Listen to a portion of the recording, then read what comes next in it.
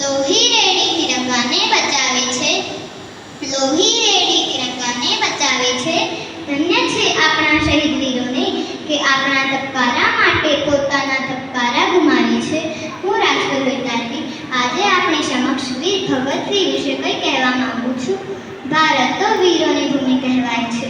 તેવા જ એક શહીદ વીર થઈ ગયા. તેમનું નામ હતું ભગતસિંહ.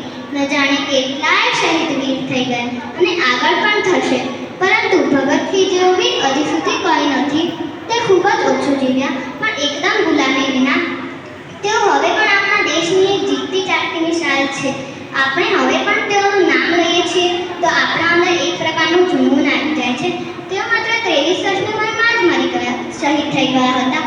આટલી નાની ઉંમરમાં પણ તેઓએ દેશ માટે ઘણું બધું કર્યું હતું.